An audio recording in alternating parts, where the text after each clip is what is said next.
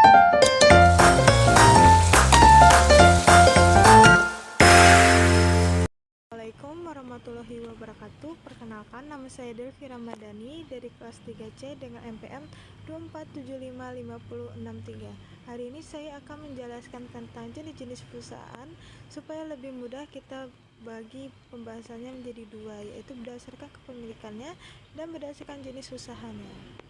Berdasarkan bentuk pemilikannya, yang pertama ada perusahaan perseorangan.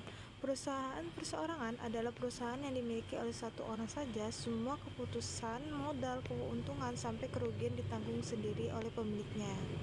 Contohnya warung makan, kios pulsa kecil, laundry kiloan, ataupun pedagang sayur di pasar. Adapun kelebihannya, mudah didirikan karena tidak perlu akta resmi yang rumit, pemilik bebas mengambil keputusan tanpa harus menunggu persetujuan orang lain, semua keuntungan sepenuhnya milik pemilik. Terus adapun kekurangan, risiko ditanggung oleh pemilik, modal biasanya terbatas, kalau pemilik sakit atau berhenti usaha bisa terhenti juga. Ibaratkan main game solo, semua kontrol di tangan satu orang, tapi kalau kalah juga ditanggung sendiri. 2. Perusahaan persekutuan. Perusahaan persekutuan adalah perusahaan yang dimiliki oleh 2 orang atau lebih.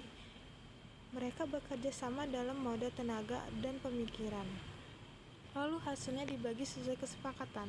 Contohnya seperti bengkel motor milik 2 mekanik, usaha kafe milik beberapa sahabat, firman hukum yang dijalankan beberapa pengacara, ataupun klinik dokter bersama. Kelebihannya, modal lebih besar karena digabungkan, beban kerja bisa dibagi, ada lebih banyak ide dan keahlian.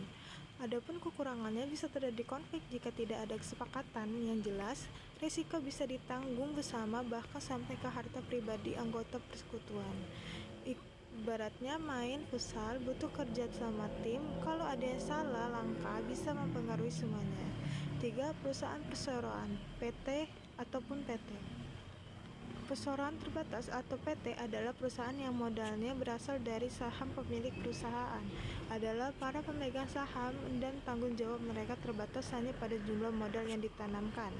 Contohnya seperti PT Telkom Indonesia, PT Indofood, PT Astra International, PT Toyota Motor Manufacturing.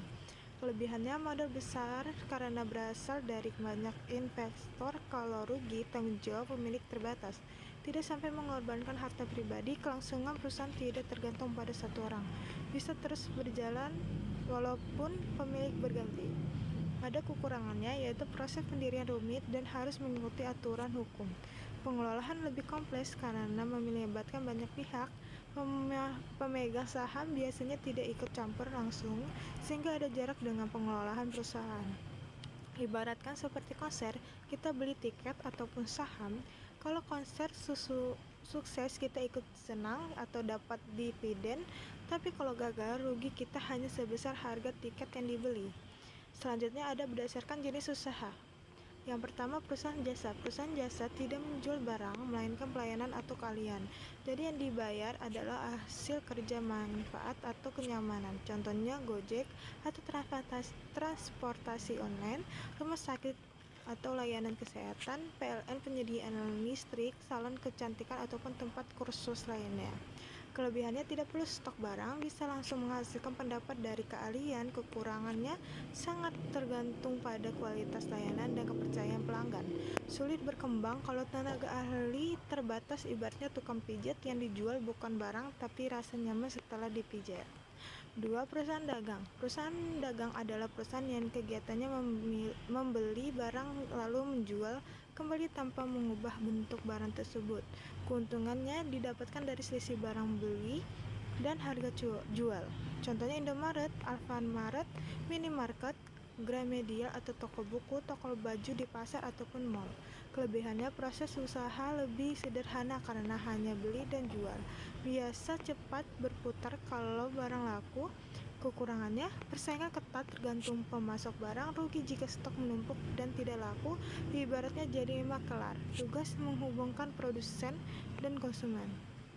Tiga, perusahaan manufaktur. Perusahaan manufaktur adalah perusahaan yang kegiatannya mengolah bahan mentah menjadi barang jadi. Biasanya dilakukan dengan mesin, tenaga kerja, dan teknologi.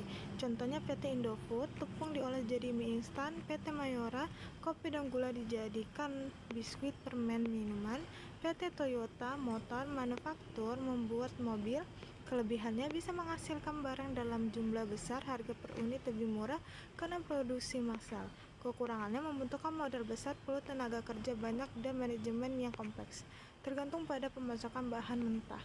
Barang kita masak di dapur dari bahan sederhana diolah jadi makanan yang bernilai lebih tinggi. Jadi kesimpulannya, perseorangan, persekutuan, perseroan menekankan pada siapa pemilik perusahaan.